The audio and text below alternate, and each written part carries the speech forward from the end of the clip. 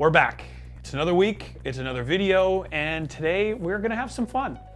I know that you know this channel typically for being dry, a little bit long-winded, and let's be honest, it's just sometimes boring. So today we're gonna change it up and have some fun. Today though, I'm gonna throw out a little bit of a challenge, both to those people that make their own soldered cables, but especially to a solderless enthusiast. I see you. The challenge is this: can you make a solderless cable and test it quicker than I can do the same with a soldered cable? If you are a soldered enthusiast like myself and you make your own cables and you fancy yourself to be quite good at it, let's see if you can beat my time as well. The coffee shakes today will be real, but I'm still gonna give you a run for your money, or at least do my best to.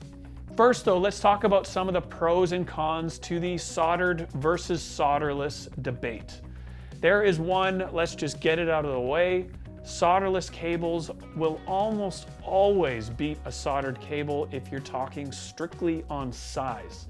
Solderless plugs are gonna be smaller than their soldered contemporaries. Unfortunately, for right now, this is just the reality of the situation. And if size is your biggest priority, solderless is the way to go. After that though, things start going downhill on the solderless front. Reliability, we won't even get into. Soldered beats solderless, hands down. The next one that I like to talk about, which is a little contentious depending on what side of the argument you fall on, is cost. Soldered cables, yes, they are more expensive on the initial investment. You have to buy a soldering iron, you have to buy pliers, side cutters, maybe a jig. You might want to get a cable tester, but that goes for both solderless and soldered. There are a few tools you need to get on the initial startup of a soldered cable endeavor. Whereas solderless, you buy the pack of cables. They usually come with the cable stripper to cut the jacket off and to actually make the cable. So you don't really need to buy any additional tools.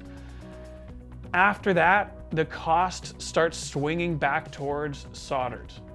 Solderless plugs and cable are expensive, a lot more than the equivalent soldered version. So in the long run, soldered cables are going to be cheaper. If you're only going to make one pedal board and one set of cables, then solderless, maybe it's the way to go. But really, we're all guitar players here. It's a safe space. We can be honest. That last pedal board that you're gonna make, the one that rules them all, is gonna change in about 2 weeks.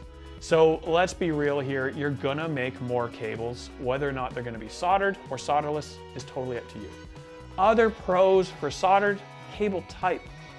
Solderless, you can make TS or unbalanced patch cables, and now you can also make power cables, DC cables, which I trust even less than the solderless patch cable, if I'm gonna be totally honest with you.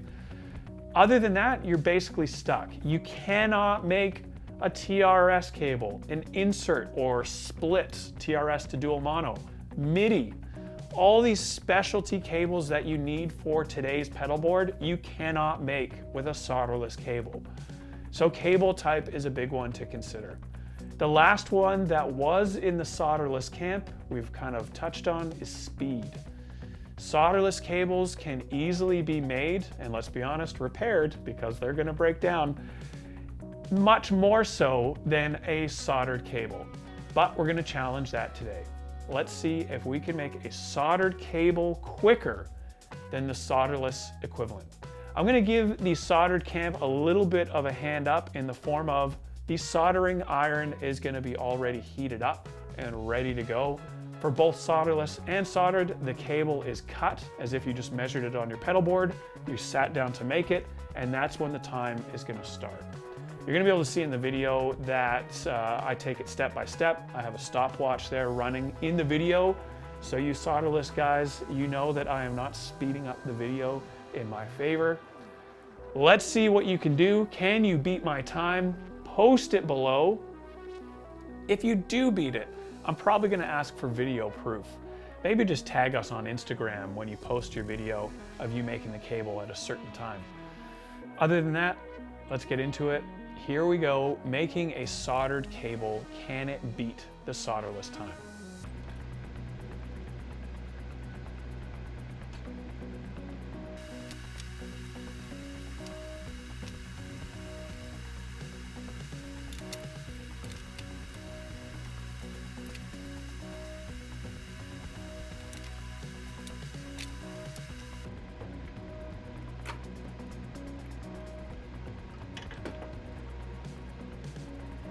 I really tried to beat 2 minutes. If you guys demolish me, I'm gonna have another crack at it and see if I can get it down to about the 150 mark.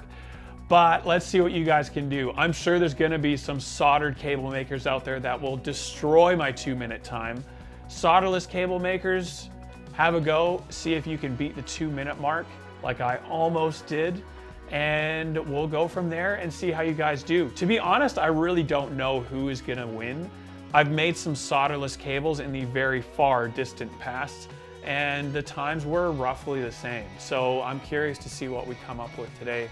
Put your techniques below as well for speed.